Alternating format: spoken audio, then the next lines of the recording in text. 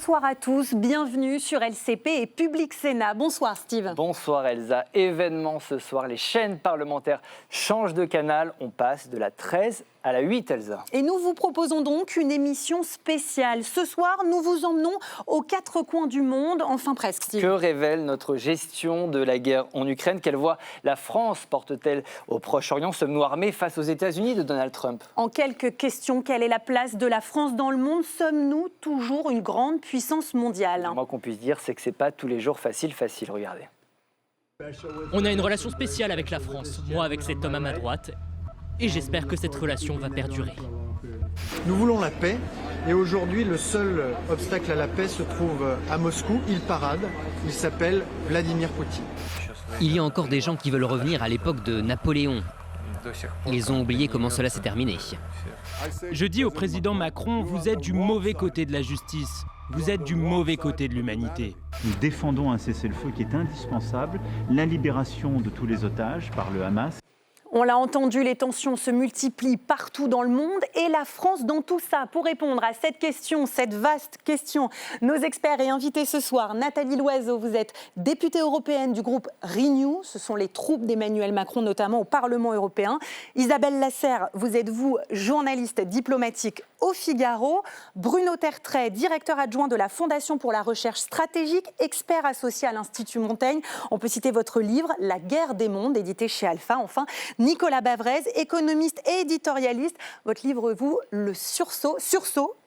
Bienvenue évidemment à tous les quatre et merci à vous d'avoir accepté notre invitation. On va commencer cette émission en parlant de la guerre en Ukraine. Gros plan sur l'évolution de la position française. Ne pas humilier la Russie au début. Envoi de troupes envisagé aujourd'hui. Que s'est-il passé ces 3 dernières années? Élément de réponse en images avec Baptiste Gargui-Chartier. Regardez. Il y a plus de 3 ans, dans la nuit du 23 février 2022, le monde assiste à l'invasion de l'Ukraine par la Russie, un tournant géopolitique qui marque le retour de la guerre en Europe et recompose les alliances occidentales. Quelques jours avant la déflagration, l'Élysée s'empare déjà du dossier lorsqu'Emmanuel Macron se positionne comme le principal interlocuteur avec Moscou dans la crise que connaît l'Ukraine à cette période.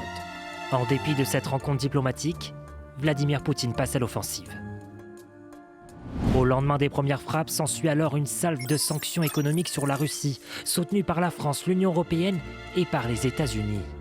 Un moyen d'acculer Moscou, la Russie, elle, n'entend pas fléchir et progresse sur le terrain. Alors que le conflit perdure, coup de tonnerre en début d'année, retour à la Maison-Blanche de Donald Trump, qui immédiatement retire le soutien à l'Ukraine. Ce que vous faites est très irrespectueux envers ce pays. Nous avons déjà bien trop aidé, beaucoup plus que nous aurions dû. L'Union européenne confrontée alors à une question, est-elle capable seule de défendre l'Ukraine? De son côté, la France choisit d'hausser le ton lors de cette allocution télévisée. Notre dissuasion nucléaire nous protège. Elle est complète, souveraine. J'ai décidé d'ouvrir le débat stratégique sur la protection par notre dissuasion de nos alliés du continent européen. Ces mots font réagir, à Moscou aussi, où Vladimir Poutine ironise. Il y a encore des gens qui veulent revenir à l'époque de Napoléon. Ils ont oublié comment cela s'est terminé. Paris plaide pour lancer les troupes au sol avec une ligne, maintenir la paix en Ukraine. Le conflit s'enlise peu à peu.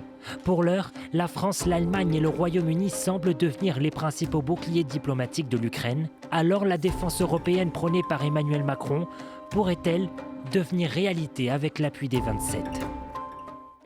Alors Isabelle Lasserre, sur ce conflit, est-ce que la France a eu une stratégie claire ou une stratégie un peu ambiguë? Mais totalement ambiguë. Elle est claire aujourd'hui. Elle était claire aussi à l'époque quand la guerre a commencé en février 2022, mais pas du même côté. C'est-à-dire que Emmanuel Macron a cru pendant très très longtemps qu'il allait pouvoir dialoguer avec Vladimir Poutine et qu'il allait, c'était ses mots en fait, arrimer ce pays qu'il pensait absolument être européen au continent, qu'il allait le rendre raisonnable parce qu'il n'était pas dans l'intérêt de la Russie de poursuivre cette guerre. Donc c'était en fait regarder la Russie avec des lunettes russes, ne pas comprendre qu'en fait Vladimir Poutine avait une autre stratégie, une autre rationalité. Ensuite, il a évolué, Emmanuel Macron, il a commencé à infléchir sa position au moment de Boutcha. Vous vous souvenez de ces massacres, en fait, au moment où les troupes russes qui n'ont pas réussi à prendre Kiev se retirent de la banlieue de de Kiev, et il y a eu des massacres contre les civils absolument terribles qui ont été commis. Et puis au bout de quelques mois, il s'est aperçu que en fait, il n'arrivait pas à faire changer Poutine d'avis. Mais même là encore, pendant très longtemps, il a vraiment eu un double langage. C'est-à-dire qu'il disait il ne faut pas que l'Ukraine perde la guerre, mais il n'arrivait pas à dire il faudrait que la Russie perde la guerre. Donc on a gardé en fait cette espèce de double, en même temps en fait typiquement macronien pendant très très longtemps. Je crois que les choses ont vraiment changé. À la conférence qu'il a faite au Globsec à Bratislava en juin 2023, où là vraiment il a pris le parti de l'Ukraine, il a même ouvert en fait un chemin vers l'OTAN pour l'Ukraine, alors que la France avait, avec l'Allemagne, mis son veto au sommet de 2008 à Bucarest à l'entrée de ce pays dans l'Alliance Atlantique. Et après, comme ça, il a petit à petit durci sa position jusqu'à devenir aujourd'hui le représentant des intérêts ukrainiens et sans doute le pays en Europe qui défend le plus fermement l'Ukraine. Ces changements de pied, ça révèle quoi ? Ça révèle le fait qu'on a surestimé notre puissance, on a sous-estimé la puissance de Poutine, de la Russie. Comment vous interprétez ça ? Moi, Nathalie Loiseau. La façon dont j'interprète, c'est qu'il a essayé la diplomatie, Emmanuel Macron. Et que ne dirait-on pas aujourd'hui s'il ne l'avait pas essayé au départ ? Le départ, pour nous, Français, on dit 24 février 2022, retour de la guerre en Europe. Ça veut dire que l'annexion de la Crimée, on n'a pas fait attention, que le Donbass, on n'a pas fait attention, qu'on a laissé faire beaucoup de choses. Et Emmanuel Macron s'est retrouvé héritier d'une espèce de somnolence européenne, française mais aussi européenne, par rapport à la menace russe. On ne se réveille pas de cette somnolence d'un seul coup. Donc il a essayé avant la guerre de convaincre Vladimir Poutine de ne pas attaquer. Il a été très français, donc très rationnel. Mais et d'ailleurs, François Hollande avait été un petit peu plus offensif que lui dans mon souvenir face à Vladimir Poutine. On a l'impression qu'Emmanuel Macron arrive un petit peu en retard à cette prise de conscience. François Hollande n'avait aucune fascination pour Vladimir Poutine, c'est le moins qu'on puisse dire. Mais enfin, les accords de Minsk avait quand même été interprété par tout le monde comme on a réglé le problème de l'Ukraine, on a gelé le conflit. C'était une illusion européenne, notamment française, mais européenne. Et comprendre les buts de guerre de Vladimir Poutine en enlevant les lunettes, j'allais dire, de rationalité française, ça a pris du temps. À Emmanuel Macron, on était beaucoup dans la réflexion, je dirais, cérébrale. Et puis c'est vrai, Isabelle Lasserre a raison, il y a eu Boutcha. Il y a eu cette épouvante qui faisait qu'il était impossible de parler encore à un chef d'État qui avait laissé faire des choses pareilles contre des civils. Et puis il y a eu cette montée en puissance de l'idée que notre sécurité, à nous, Français, à nous, Européens, dépendait du sort de l'Ukraine. Et aujourd'hui, il y a une cohérence dans la position de la France, mais aussi de Friedrich Merz en Allemagne, mais aussi de Donald Tusk en Pologne, qui consiste à penser que aider l'Ukraine, c'est nous aider nous-mêmes, c'est nous éviter une menace plus forte et sans doute des efforts beaucoup plus coûteux dans le futur. Bruno Tertrais, est-ce que ça a changé aussi la manière dont la Russie perçoit la France comme interlocuteur dans ce conflit ? Oui, la Russie a été déçue. Parce que, quelque part, la Russie se fait autant d'illusions, presque autant d'illusions sur la France, que la France s'en fait sur la Russie. En tout cas, qu'Emmanuel Macron et certains de ses prédécesseurs, sauf François Hollande, se sont faits à propos d'elle. Il y a un autre facteur. Alors, c'est vrai que Boutcha, tout le monde est d'accord, ça a été un tournant. C'est le seul moment où, alors qu'Emmanuel Macron appelait toujours Zelensky, pour lui demander « Écoute, je vais parler à Poutine, qu'est-ce que tu en penses ?» C'est, dit-on, à l'Élysée, le seul moment où Zelensky lui a dit « Non, je préfère que tu lui parles pas. » Vraiment. Donc Boutcha a été un tournant. Il y a un autre facteur qui a été suggéré à l'instant par Nathalie Loiseau, c'est, je crois qu'Emmanuel Macron s'est rendu compte que son agenda européen, ce qui est probablement ce qu'il espère être son grand héritage de politique internationale, ne pouvait pas avancer avec des positions comme celle-là. Il s'est rendu compte que les pays d'Europe centrale, pour lesquels il n'avait pas forcément d'intérêt particulier en tout début de mandat, étaient absolument centraux, non seulement dans cette affaire, mais désormais dans l'Union européenne.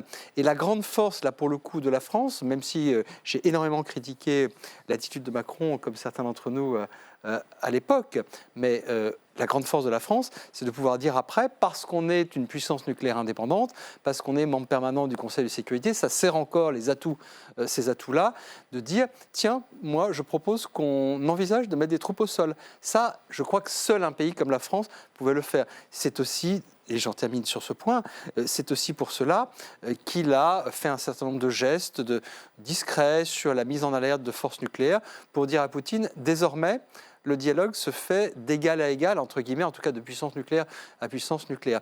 Donc voilà, donc la déception a été probablement mutuelle.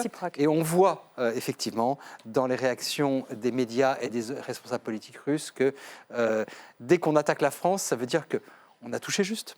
Le bilan, Nicolas Bavrez, de la France dans ce dossier ukrainien depuis l'invasion en 2022. Vous dites-vous rôle moteur dans ce réveil, dans ce sursaut des puissances européennes, ou plutôt constat un peu d'impuissance de la France? En fait, je crois qu'il y a eu deux moments, le moment de l'incompréhension du monde et puis le moment de l'impuissance. La période de ces présidences d'Emmanuel Macron, c'est une période assez tragique où le monde a vraiment basculé. Avec l'Ukraine, ensuite maintenant l'élection de Donald Trump et le fait que l'Amérique devient une démocratie illibérale, ce qui est un changement et un choc évident pour tout le monde démocratique, l'Europe en particulier. Et c'est le moment où la décomposition de la puissance de la France s'est accélérée. Donc il y a eu deux moments. Il y a eu le moment de l'incompréhension qui a été rappelé. Et elle n'a pas commencé avec Emmanuel Macron, ça a été dit, mais il y a quand même une particularité.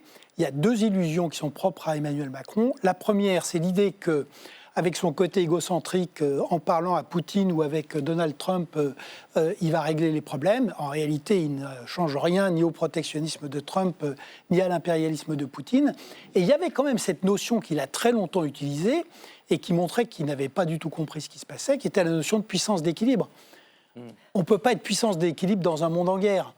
On est obligé de choisir son camp. Et là, les choses étaient telles qu'il fallait choisir son camp. Ensuite, il est devenu plus raisonnable, mais il est devenu plus raisonnable à un moment donné où d'abord, depuis la dissolution manquée, la dissolution a été réussie, si je puis dire, malheureusement, mais le résultat fait qu'on a un pays où on n'a plus vraiment de gouvernement et donc au cœur d'une tourmente historique et politique épouvantable. Et quand même, ce qu'il faut voir, c'est, on a parlé du nucléaire, mais sur le nucléaire, on a entendu quelques-unes des propositions, elles sont extrêmement, elles sont extrêmement aventureuses. C'est la suite de notre débat. Le partage de la dissuasion nucléaire, c'est avec l'idée qu'elle va être financée en partie par nos partenaires européens, il faut être clair, c'est une folie. Et si vous reprenez quand même 2 secondes sur l'impuissance, je rappelle qu'Emmanuel Macron a limogé dans des conditions scandaleuses un chef d'état-major des armées qui voulait le convaincre d'investir 2% du PIB dans la défense.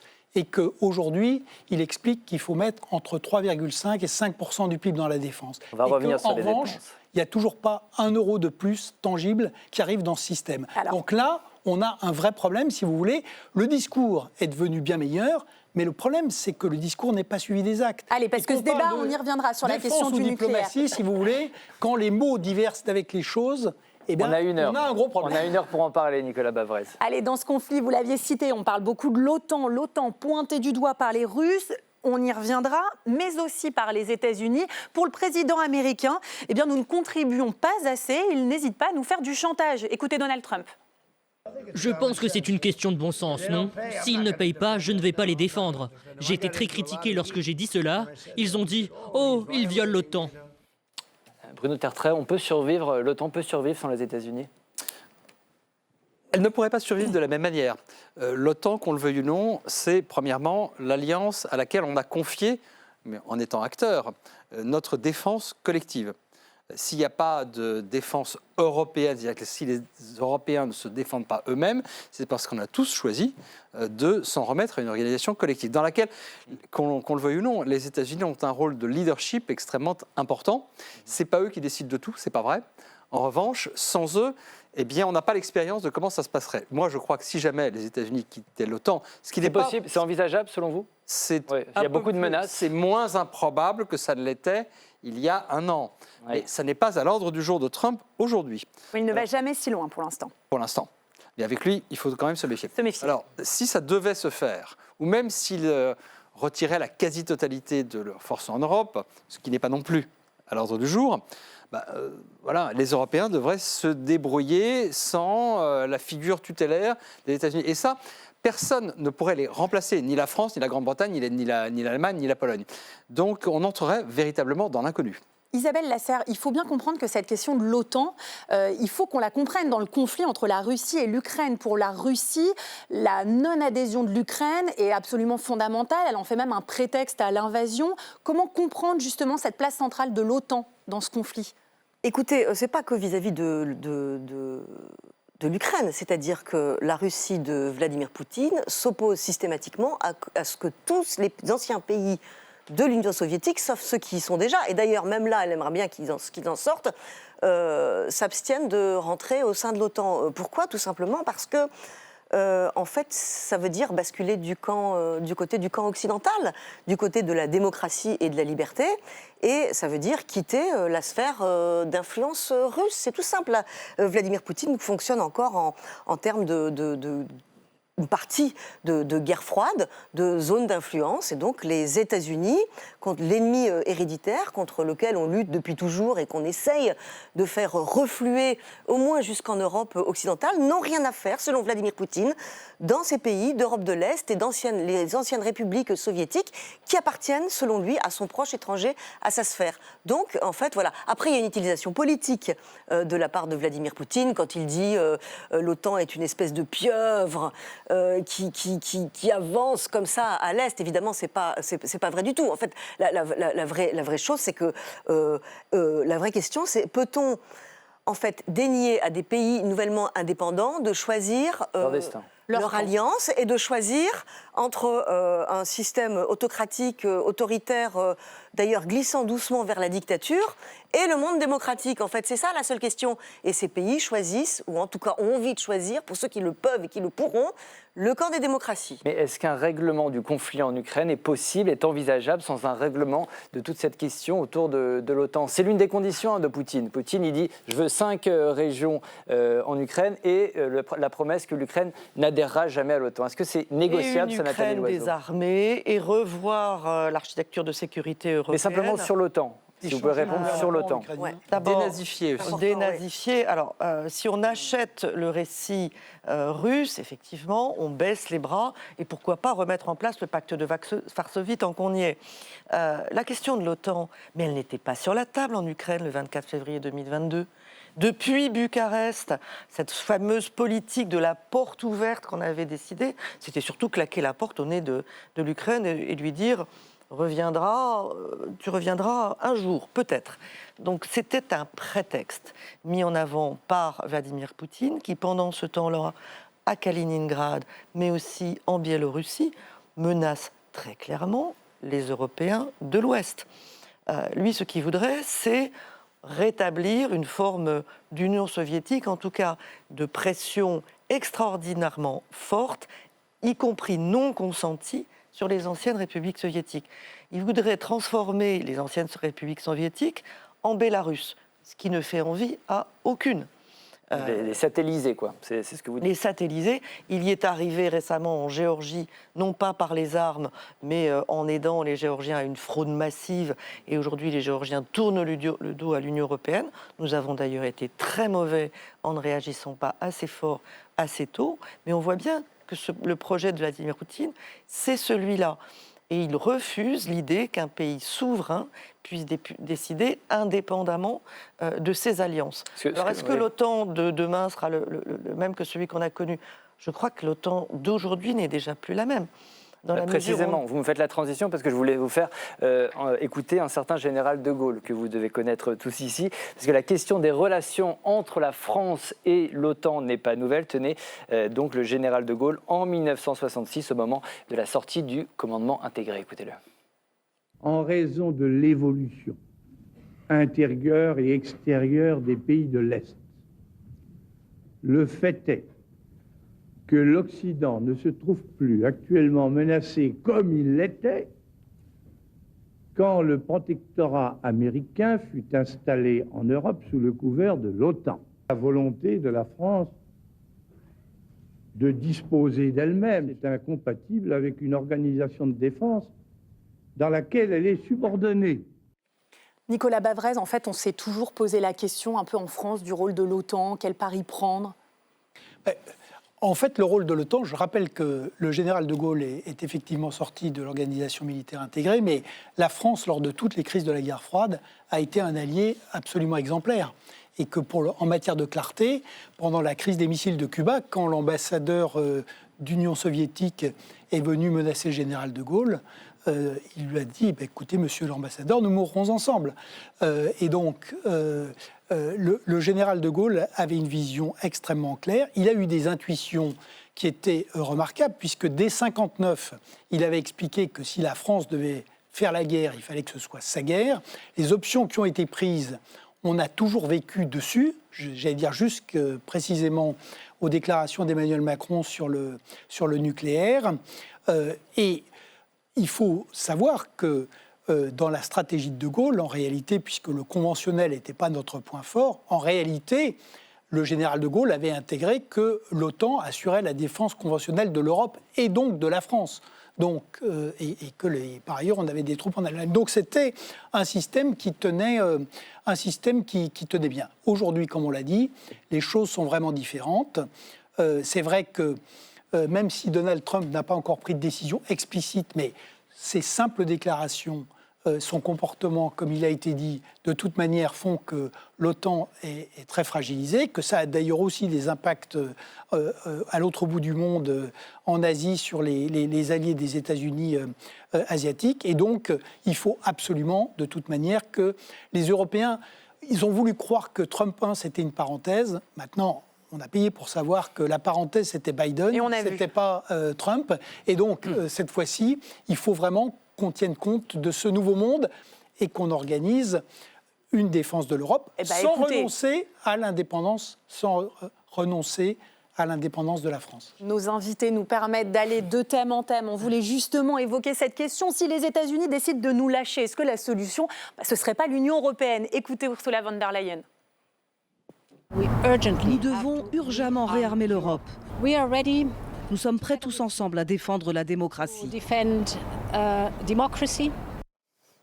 Alors, la défense européenne, Nathalie Loiseau, ça doit vous faire plaisir, puisque pendant longtemps, c'était ce que voulait la France, qui prêchait un peu dans le désert finalement. Maintenant, elle est d'actualité, cette défense européenne? Elle est enfin d'actualité. Alors, il ne s'agit pas d'opposer l'Union européenne et l'OTAN, il s'agit de les faire travailler de manière complémentaire. Ce qui est sûr, c'est qu'aujourd'hui, l'OTAN est là, mais on n'est pas certain que les États-Unis déclencheraient l'article 5 s'il y avait besoin de montrer une solidarité avec un pays menacé ou agressé. Article 5, défense mutuelle entre le pays de l'Alliance. Il y a cette simple incertitude et le fait que l'OTAN, comme l'Union européenne, décide à l'unanimité de ses membres, fait qu'il faut évidemment qu'il y ait au moins un pilier européen de l'OTAN qui se renforce. Et puis aussi, le temps a passé depuis la création de l'OTAN. On doit passer à l'âge adulte. On ne peut pas en permanence déléguer notre sécurité à d'autres. Pour nous, Français, c'est une logique assez naturelle. On a vu le général de Gaulle, on a parlé de la dissuasion nucléaire. On a décidé de prendre en main l'essentiel de notre indépendance stratégique. Pour la plupart des autres Européens, c'est une révolution culturelle. Olaf Scholz avait parlé d'un changement d'époque. Bon, il n'est pas allé tout à fait au bout de son discours là-dessus, mais c'est une révolution culturelle et on voit aujourd'hui les Européens ne pas tourner le dos à l'OTAN. Je rappelle que des pays qui étaient neutres comme la Finlande ou comme la Suède ont rejoint l'OTAN. Donc l'OTAN garde une forme d'attractivité, mais travailler en même temps. Vous parlez de rupture, à la défense européenne. De révolution, mais Bruno Tertrais, vous êtes d'accord avec votre voisine? Moi, j'ai l'impression d'entendre ce mot d'Europe de la défense depuis 1945. On en parle tout le temps. Alors, en fait, c'est parce qu'on parle de plusieurs choses différentes. Ah, d'accord. Alors dites-nous, l'Europe de la défense, c'est une expression française totalement intraduisible en anglais, qui veut tout et rien dire. C'est, on va dire, l'ensemble des activités des Européens, sans les Américains, dans le domaine de la défense. Ça peut être des matériels, des exercices, des coopérations coopération, des opérations même, mais ce n'est pas la défense de l'Europe. La défense de l'Europe, je le redis encore une fois, aujourd'hui c'est l'OTAN. À mon avis, demain, si les États-Unis partaient, ça serait quand même encore l'OTAN. Pourquoi ? Parce qu'on a une organisation qui existe depuis 1949, qui marche. On a des Canadiens et des Turcs qui veulent encore travailler avec nous. Et l'Union européenne, elle comprend en revanche des pays comme l'Autriche, par exemple, ou l'Irlande, qui ne sont pas du tout fanas pour faire de la défense collective. Donc on ne va pas réinventer l'eau chaude. Vous dites que l'Europe de la défense, si je vous comprends bien, c'est bidon. Quand est-ce que j'ai dit ça ? Non, vous dites la défense européenne, c'est l'OTAN, mais l'Europe de la défense, cette formulation... C'est absolument pas bidon, c'est extrêmement important. Depuis 1991, on a fait un tas de choses entre Européens. On a fait les opérations majeures que tout le monde a oubliées en Afrique, par exemple. En République démocratique du Congo, on a réussi à aider à stabiliser des pays africains. On a fait plein de choses que vous avez oubliées, pardon, mais voilà, c'est comme ça. Donc c'est réel. Donc c'est pas du tout bidon. Ça n'est pas la défense de l'Europe face à la Russie, qui aujourd'hui, et sans doute demain à mon sens, restera l'apanage de l'OTAN. Alors la France, de toute façon, est dans les deux. Donc elle continuera à avoir des activités dans le domaine de la défense avec l'Union européenne, qui joue un rôle, Nathalie Loiseau le sait mieux que moi, extrêmement important aujourd'hui pour encourager et abonder les budgets de défense. Ça, c'est très important, mais les affaires sérieuses de la défense au sens propre du terme, ça se fera, à mon avis, toujours dans le cadre de l'OTAN, États-Unis ou pas. Et vous parliez aussi un peu de la dissuasion nucléaire, de l'arme nucléaire. Isabelle Lasserre, dans ce conflit, on a plusieurs des parties prenantes qui ont cette arme nucléaire. Ça change les choses dans un conflit. On peut se menacer de choses très graves. Alors, ça change déjà deux choses fondamentalement. C'est-à-dire que le fait que la Russie possède la bombe nucléaire explique pourquoi les Occidentaux n'ont pas attaqué la Russie. Parce que si la Russie n'avait pas eu la bombe nucléaire, avec ce qui s'est passé, l'invasion de l'Ukraine, il n'est pas impossible que... on aurait attaqué la Russie.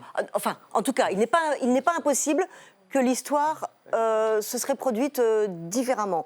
Donc c'est vrai qu'il y a une guerre conventionnelle menée par la Russie à l'abri de la puissance nucléaire. Ce n'est pas la première fois, parce que depuis Kaliningrad, où la Russie avait entreposé des têtes nucléaires en 2014, au moment de l'annexion de la Crimée, elle fait ses guerres de l'Est sous parapluie nucléaire, ce qui rend effectivement toute action difficile, et même ce qui, en fait, limite le niveau de la menace, vous comprenez ? C'est-à-dire que, en fait, quand on passe des mois et des mois et des mois à décider, est-ce qu'on va envoyer des chars aux Ukrainiens ? Est-ce qu'on va laisser les Ukrainiens taper dans la Russie profonde sur des cibles russes avec des armes occidentales ? Tout ça, c'est contraint et c'est limité par la menace nucléaire. C'est en ça que je disais que l'histoire aurait pu être différente. Oui. C'est pas un pays comme un autre, la Russie, avec non, cette... Mais la France non plus, n'est pas un pays comme un autre, puisqu'elle a la bombe nucléaire. Et c'est très important, surtout en ce moment, quand on rencontre des dirigeants des pays de l'Est, on s'en aperçoit très bien. C'est-à-dire qu'en France, il y a une espèce de décontraction quand même vis-à-vis de ces conflits, parce qu'on est protégé par la bombe nucléaire.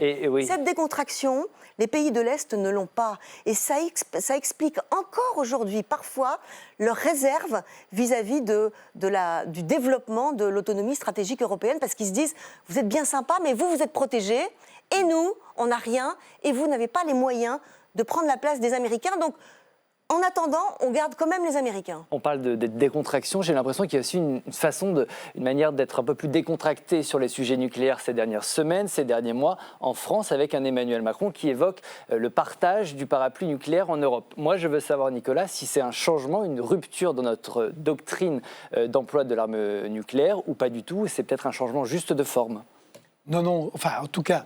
Là encore, le président de la République a beaucoup varié, mais il est quand même allé de plus en plus loin dans quelque chose qui représente une vraie rupture. Donc, pour revenir juste une seconde sur l'Ukraine, je rappelle qu'un des énormes problèmes de cette guerre, c'est que l'Ukraine avait accepté de céder ses armes nucléaires, de les rendre, si je puis dire, à la Russie en échange du fait que sa souveraineté et ses frontières étaient garanties. Donc, ce que fait Vladimir Poutine aujourd'hui, c'est aussi un énorme appel à la prolifération, et c'est pour ça que, effectivement, la France a de la chance d'avoir non seulement la dissuasion, mais contrairement aux Britanniques, je rappelle que c'est une dissuasion qui est vraiment indépendante. C'est-à-dire que, technologiquement, ce sont des technologies françaises, et que quand on fait appel à des technologies étrangères, il y a des possibilités de substitution, donc c'est vraiment une filière qui est autonome. Là où Emmanuel Macron a fait une triple rupture, c'est qu'il a proposé de partager cette dissuasion, y compris en permettant par exemple à des avions français d'être basés ou d'aller à l'étranger. Comme les États-Unis. Deuxièmement, il a évoqué le financement par nos partenaires européens. Non. Non. Il l'a tout à l'heure. Bruno Tertrais, parce qu'on sent que vous n'êtes pas d'accord sur cette question. Il l'a dit. Et troisièmement, il a souhaité qu'on débatte du nucléaire à l'intérieur d'une improbable communauté politique européenne qui n'a strictement aucune compétence. Alors on vous laisse répondre rapidement pour évoquer l'un et l'autre, puisque on voit bien qu'on n'est pas d'accord sur ce plateau. En un mot chacun, Bruno Tertrais, Nathalie Loiseau. Sur ce point, je voudrais répondre à mon ami Nicolas que là, ce n'est pas une question d'être pas d'accord, c'est factuellement inexact. Premièrement, le président de la République n'a jamais parler de faire payer les autres. Jamais, à aucun moment. Deuxièmement, pour l'instant, il a ouvert des possibilités, il n'a pris aucune décision. Troisièmement, je n'ai pas connaissance, ou alors j'ai raté quelque chose de très important, qu'il est proposé qu'on parle de la dissuasion nucléaire au sein de la CPE, la Communauté politique européenne, qui est cette espèce d'ectoplasme. Le plus important, à mon sens, et c'est à mon avis le fil directeur de votre émission, est-ce que ceci est véritablement une rupture ou non? Et là, on peut débattre. À mon sens, ça n'est pas une rupture. Pourquoi? Parce que premièrement, il faut quand même rappeler que Georges Pompidou, Premier ministre du général de Gaulle, excusez du peu, dit devant l'Assemblée nationale en 1964, la force de dissuasion française protégera automatiquement les Européens pour la simple raison, dit Georges Pompidou, qu'eux, ils sont en Europe. Donc nous serions plus crédibles comme protecteurs que les États-Unis qui sont lointains. Donc moi, je ne parlerai pas de rupture, je parlerai en revanche d'évolution. On peut discuter effectivement sur ce point, mais depuis 30 ans, tous les présidents successifs ont cranté un peu plus ce discours, prenant acte du fait qu'il y a un tissu de solidarité politique, économique et militaire aussi entre pays voisins qui n'existait pas à l'époque du général de Gaulle. Voilà. Et c'est Emmanuel Macron qui pourra le doigt sur le bouton, ça restera une prérogative du président de la République, on est bien d'accord. Comme c'est le cas aux États-Unis et comme en Grande-Bretagne. Mais ce qu'avaient dit les autres présidents de la République, je le rappelle quand même, c'était que les intérêts vitaux de la France ne s'arrêtaient pas aux frontières de l'Hexagone. Et ça, tout le monde est d'accord là-dessus. Bah bien sûr. Mais c'est très différent de ce que dit aujourd'hui Emmanuel. Alors finissons sur ce mot d'accord. Je crois que ça n'est pas différent. Fondamentalement, je crois que ça n'est pas différent. Donc on passe à un autre dossier, rapidement. Non, mais il faut avoir les idées claires sur les faits.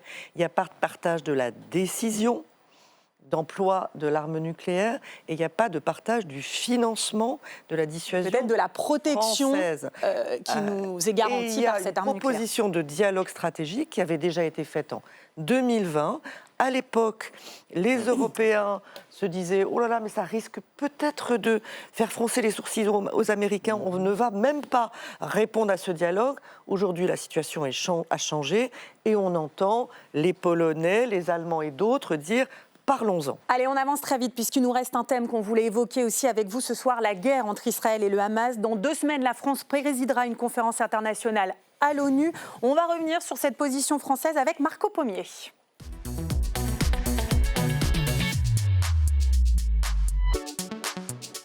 Sur ce conflit entre Israël et la Palestine, la France a eu du mal à faire entendre sa voix. Oui, Elsa, car la France, cette voix, elle l'a longtemps cherchée. Au lendemain du 7 octobre 2023, le monde est sous le choc. Emmanuel Macron condamne fermement les attaques du Hamas qu'il qualifie de terroristes et défend le droit d'Israël à se protéger. Israël a le droit de se défendre en éliminant les groupes terroristes, dont le Hamas, par des actions ciblées, mais en préservant les populations civiles, car c'est là le devoir des démocraties. Un mois plus tard, premières inflexions dans la position française. Emmanuel Macron appelle Israël à cesser les bombardements sur Gaza face aux pertes civiles massives. En 2024, 1 an après le 7 octobre, le chef de l'État se prononce pour l'arrêt des livraisons d'armes à Israël. Réponse cinglante de Benyamin Netanyahou. Tous les pays civilisés devraient se tenir fermement aux côtés d'Israël. Pourtant, le président Macron et d'autres dirigeants occidentaux appellent maintenant à des embargos sur les armes. Honte à eux. Et dans le même temps, les critiques contre la diplomatie française se multiplient. Début avril, par exemple, la France laisse l'avion de Benyamin Netanyahou survoler notre espace aérien alors qu'il fait l'objet d'un mandat d'arrêt émis par la Cour pénale internationale. Et la diplomatie française, Marco, donne le change, mais le discours d'Emmanuel Macron continue d'évoluer. Oui, début avril, le chef de l'État envisage même la reconnaissance de la Palestine pour le mois de juin. Un devoir moral, une exigence politique, a-t-il précisé la semaine dernière, en posant sur la table un certain nombre de conditions. Et donc la création d'un État palestinien consécutive à la libération des otages, à la démilitarisation du Hamas, à la non-participation du Hamas dans celui-ci, à la réforme de l'autorité palestinienne, mais d'un État palestinien qui reconnaîtra Israël, son droit à vivre en sécurité. C'est donc la fameuse solution à 2 États que la France défend depuis une résolution des Nations Unies en 1947. D'un côté Israël, de l'autre la Palestine. Un sommet pour cette résolution est prévu dans 2 semaines à New York, co-organisé par la France et l'Arabie Saoudite. Notre objectif est de réunir le plus grand nombre possible de pays qui pourraient reconnaître l'État de Palestine et d'autres qui pourraient normaliser leurs relations avec Israël.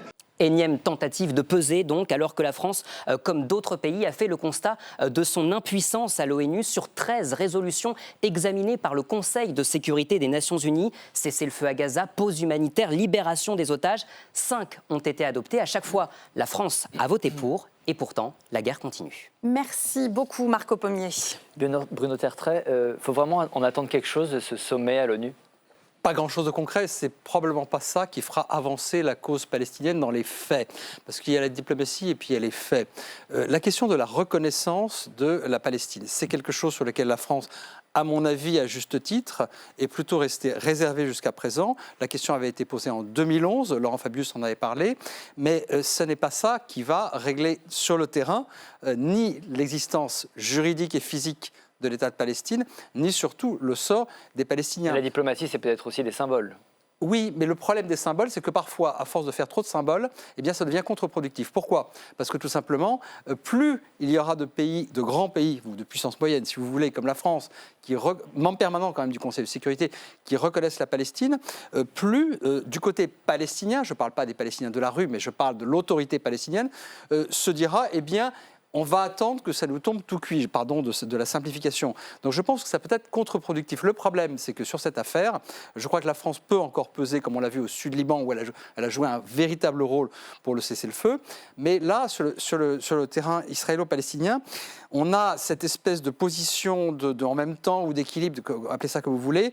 Il me semble que le président de la République, en tout cas certains témoignages le montrent, est très préoccupé, à tort ou à raison, par ce qu'on appelle l'importation du conflit. Autrement dit, dans un pays dans lequel vous avez la plus grande communauté juive d'Europe et la plus grande communauté, si on peut parler de communauté musulmane du monde, eh bien, d'Europe, pardon, il a le sentiment que, eh bien, finalement, sa diplomatie est en partie déterminée par les risques d'un côté ou de l'autre que cela peut peser. Je précise que c'est pas forcément, que je partage pas forcément cette manière de faire, mais en même temps, je ne peux pas dire au président, je ne peux pas lui faire de procès d'intention, qu'il n'est pas sincèrement choqué par ce qui se passe depuis quelques semaines en Israël, parce que c'est quand même pas la même chose depuis que c'était le cas il y a 2 ans, et qu'il est peut-être lui-même sincèrement convaincu que la reconnaissance de la Palestine pourrait changer quelque chose. Comment vous interprétez, Nathalie Loiseau, le fait qu'Emmanuel Macron prenne le leadership en Europe et voire même au niveau mondial sur cette reconnaissance de l'État palestinien ? Est-ce que c'est sincère ? Est-ce qu'il y a aussi une situation intérieure ? Alors, d'abord, il n'est pas le premier à y penser. Il y a des pays européens qui l'ont déjà fait, d'autres l'Espagne, l'Irlande, d'autres qui y réfléchissent aussi.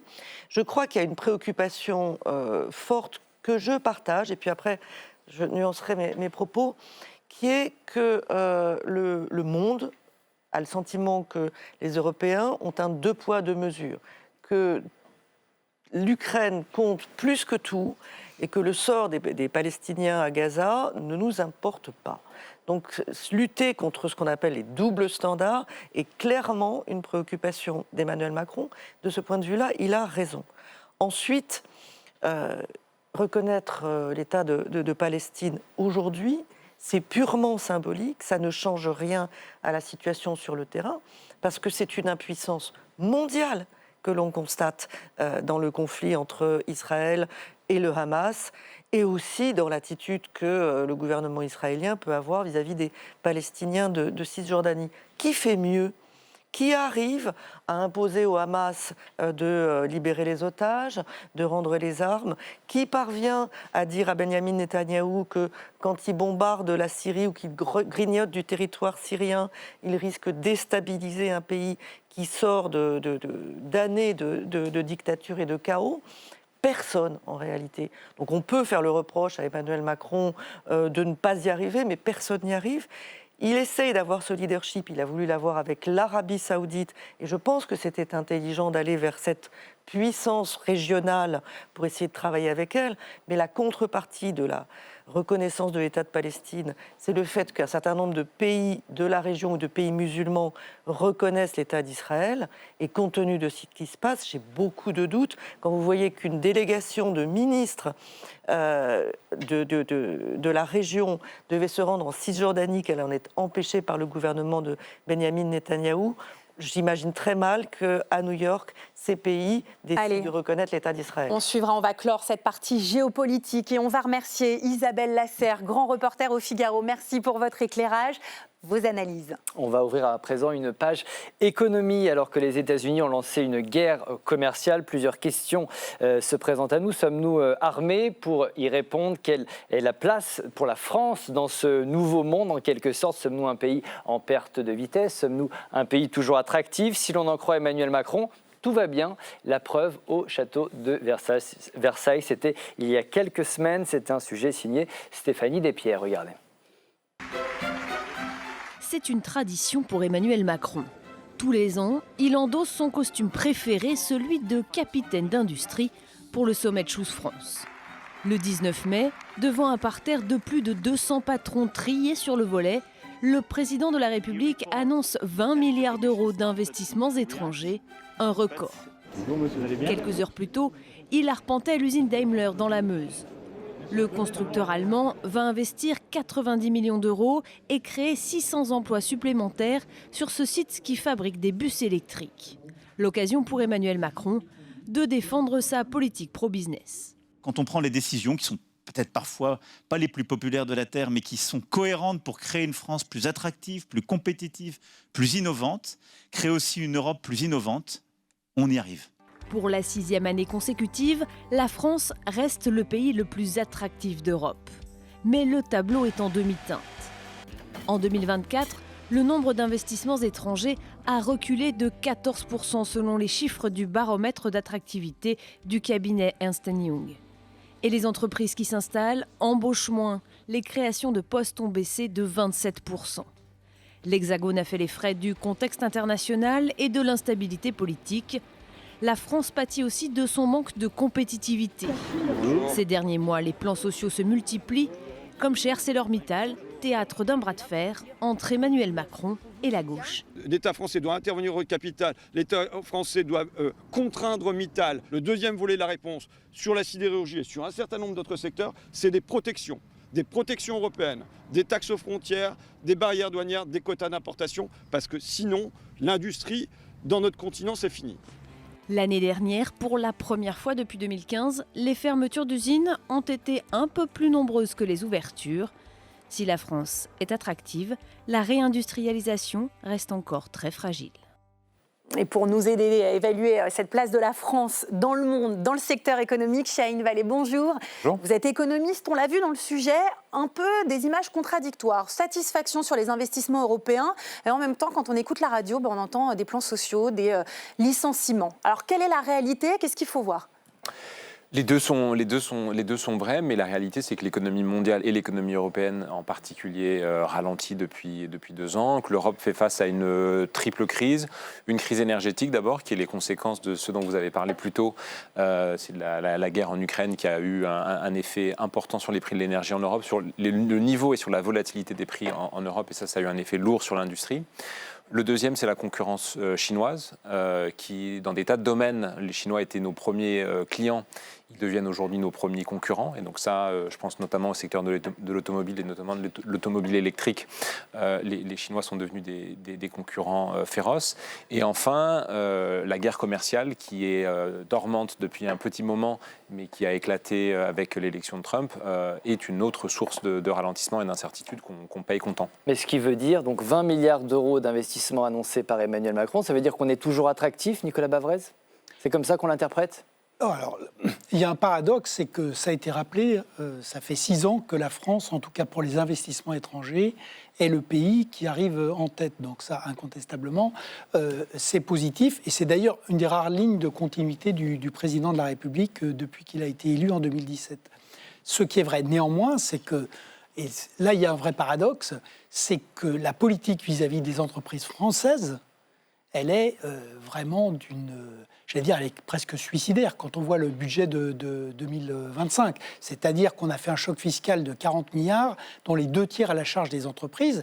Et aujourd'hui, si vous voulez, en Europe, on a rappelé les pressions qui s'exercent sur l'Europe. Mais pour aller vite, maintenant, on va voir ce que fait Friedrich Merz en Allemagne. Mais la France est vraiment l'homme malade de l'Europe. C'est-à-dire que l'Europe du Nord va mieux, elle est à la fois compétitive, solidaire, elle fait de la transition écologique et du réarmement face à la Russie. L'Europe du Sud va beaucoup mieux, l'Italie est en excédent primaire, l'Espagne c'est plus de 3% de croissance par an, le Portugal a passé sa dette de 130 à 95% du PIB, même la Grèce est sortie du trou, il y a un pays qui coule, qui est la France. Justement, sur cette question, Nathalie Loiseau, sur la dette, est-ce que le fait d'avoir 3 300 milliards d'euros de dette, ça entame notre crédibilité ? Comment on regarde la France ?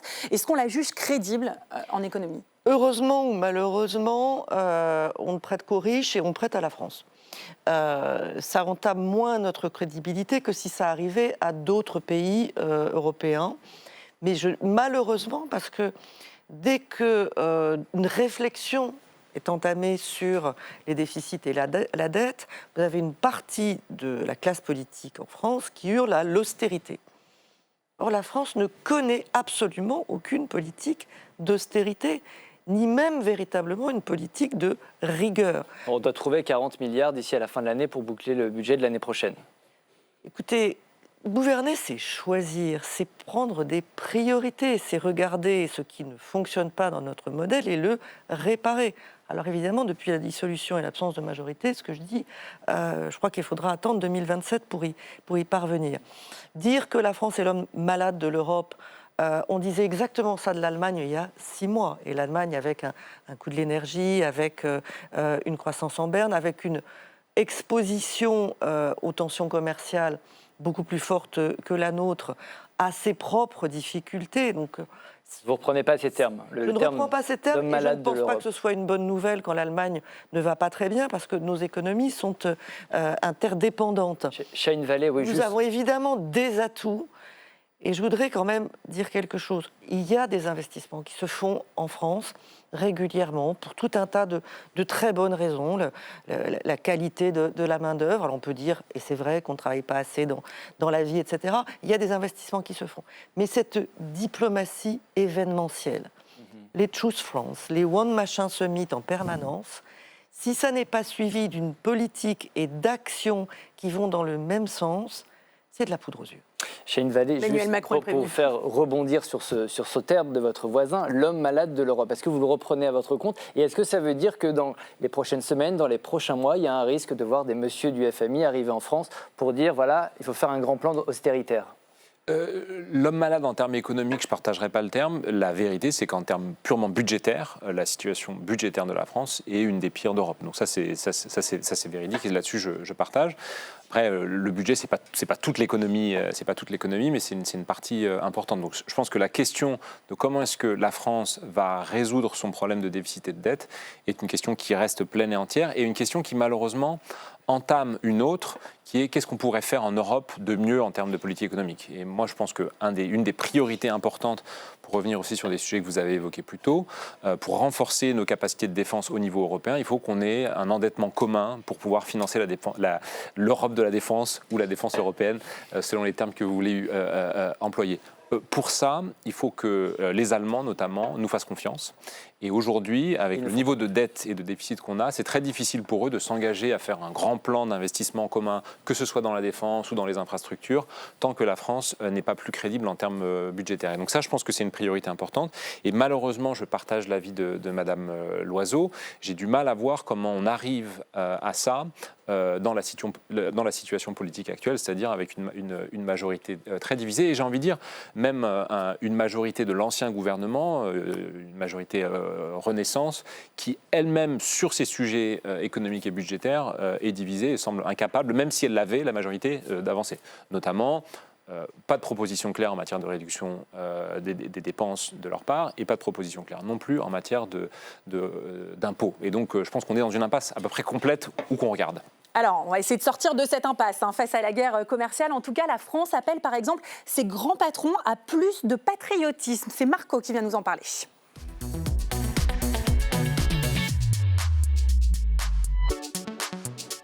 Alors Marco, est-ce que les grands patrons français chantent-ils tous cocorico à l'unisson ? En tout cas, Emmanuel Macron les appelle au patriotisme économique, alors que depuis 2 mois, Donald Trump agite la menace d'une hausse massive des droits de douane sur les produits européens importés aux États-Unis. Début avril, le président français a riposté en demandant aux grands patrons de suspendre leurs investissements chez l'oncle Sam. Quel serait le message d'avoir des grands acteurs européens qui se mettent à investir des milliards d'euros dans l'économie américaine au moment où ils sont en train de nous taper? Donc il faut qu'on ait de la solidarité collective. Bon alors visiblement, le mot d'ordre présidentiel n'a pas vraiment été entendu, notamment par un certain Bernard Arnault. Et pourtant, le patron de LVMH affirme que son groupe est sûrement le plus patriote des entreprises du CAC 40. Patriote, oui, mais très proche de Donald Trump. Lui et son fils, qualifiés de très bons amis par le président américain début mai. Alors face à la menace des taxes américaines, le cœur du patriote français penche plutôt pour les États-Unis. Il faut négocier, comme ont fait les Anglais. C'est pas... Il ne faut pas dire on approuve, on désapprouve, il faut discuter. C'est le premier marché du monde.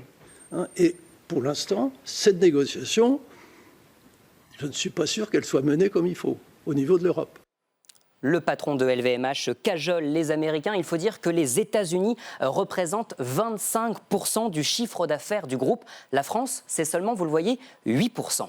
Et LVMH n'est pas le seul groupe à faire allégeance à Donald Trump. Marco. Non, vous avez raison. Regardez cette photo. Elle va arriver début mars. Rodolphe Saadé, le patron français de l'armateur CMA-CGM, se retrouve dans le bureau ovale pour signer un contrat juteux avec Donald Trump. Nous investissons 20 milliards de dollars dans le transport maritime et la logistique, ce qui signifie la création de 10 000 nouveaux emplois américains. Et là encore, il y a des intérêts derrière ces annonces. L'Amérique, c'est 25% du chiffre d'affaires de l'armateur contre 10% en France. Idem pour Sanofi qui a réalisé l'année dernière 49% de ses ventes aux États-Unis et qui compte investir 18 milliards d'euros sur les 5 prochaines années sur le territoire américain. Investir aux US pour éviter les taxes et maintenir la compétitivité ou jouer la carte du patriotisme, c'est tout le dilemme de nos patrons français. Merci Marco.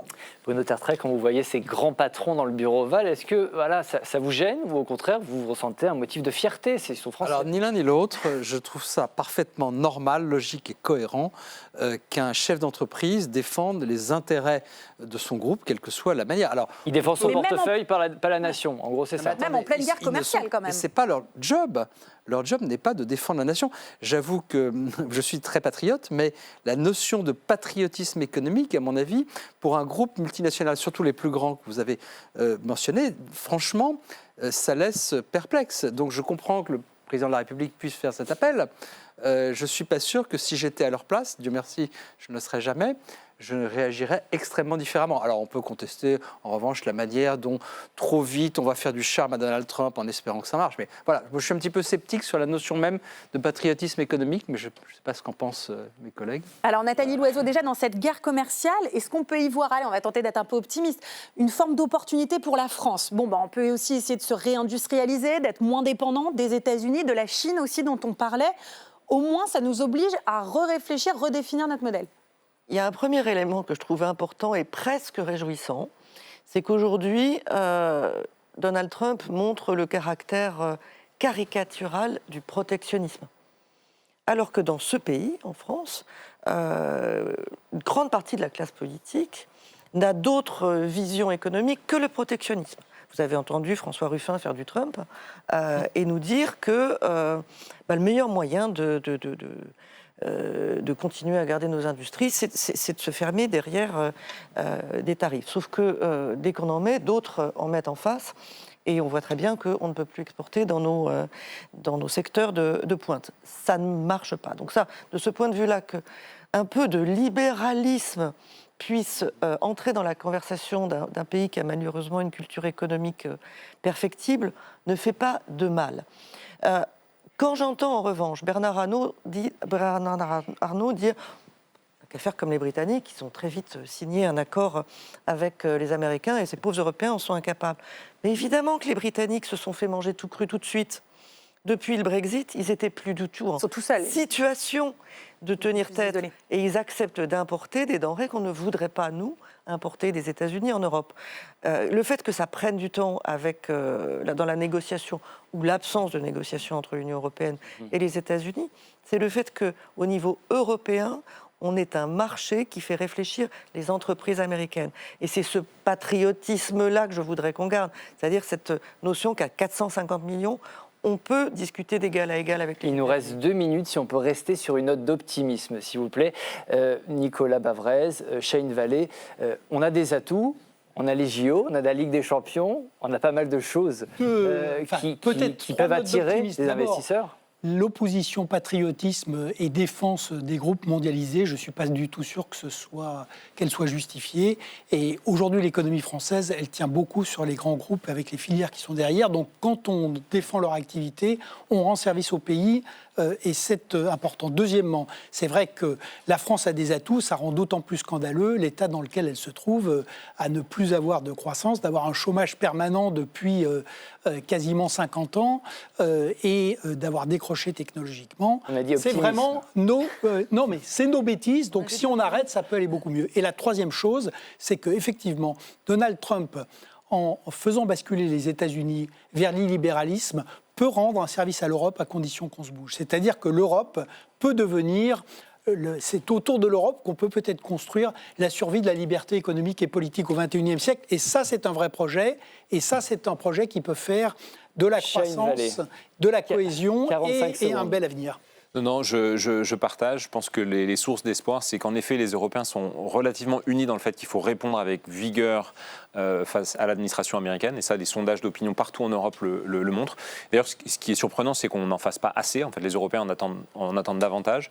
Le deuxième point là-dessus, je partage tout à fait, c'est que l'Europe est une chance. Et on a aussi la chance d'avoir des États européens plutôt unis autour de cette question, notamment à cause ou grâce à la guerre en Ukraine. Et enfin, le troisième source d'espoir, c'est qu'on voit quand même un début de changement assez important en Allemagne avec les élections qui viennent de se dérouler et ce nouveau gouvernement. Et donc ça, je pense que ça ouvre peut-être des perspectives importantes pour nous en Europe et en particulier pour le franco-allemand. Allez, merci à tous. On a vu la place de la France dans le monde. Elle se réinvente. Merci Nathalie Loiseau, Bruno Tertrais, Chahine Vallée et Nicolas Bavrez. Merci Elsa. Merci à tous. Et n'oubliez pas, LCP Public Sénat, c'est désormais sur la 8, sur la 8 de la TNT.